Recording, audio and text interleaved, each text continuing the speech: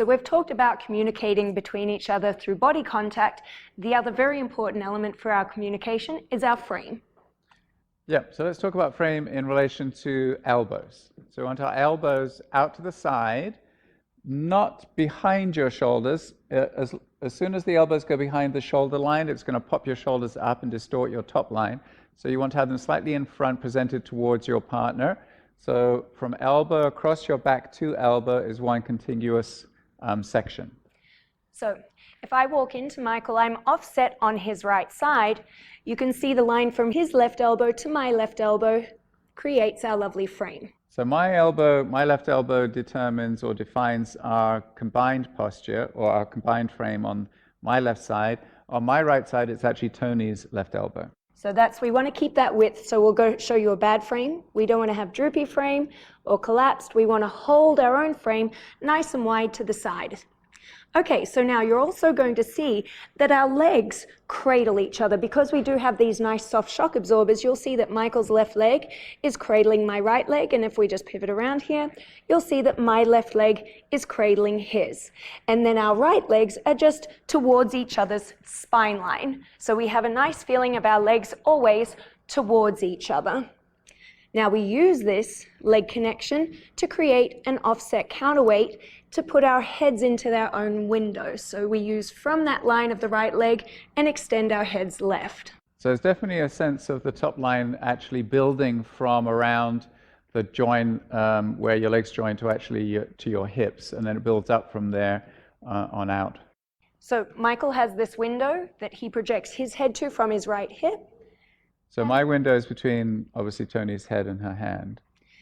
And then if I turn around, you can see that my head weight right here, Michael projects his weight towards me, and that sends my head left and back into his right hand, and I give him a nice weight connection into that hand that's projected left and back with the head, and then left and forward with the body, so that he can feel my weight into his frame at all times. So I can use that weight connection to turn. Makes it nice and easy. Okay, last little thing is we need to talk about sway. Because we have this lovely leg connection and the body contact, I'm reading what Michael's spine is doing, forward and back, rotation, and now sway. And we're generating that from underneath, not from the top. So bad sway is created from the center of gravity up to the top of the head, and what this does is breaks our like a side. metronome. Yeah.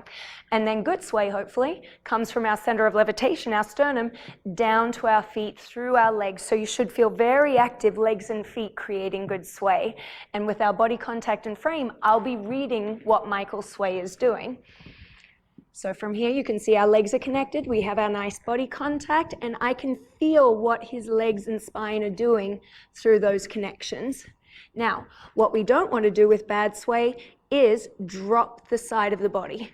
So when you're doing a lowering in the sway, make sure it's through the hips only. So now we'll do the good sway, hopefully.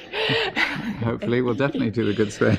And you'll see, if you can just hold right sway for a second, you can see Michael has not, if I extend my left arm, and could you extend your right arm out? You can see it's still parallel to the floor here. If we did bad sway, it would be lower.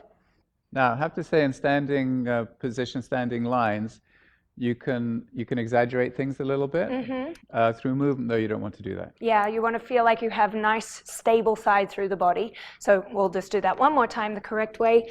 So you can see that nice extension, and then on the other side, same thing, lovely extension, all created through the legs and the feet.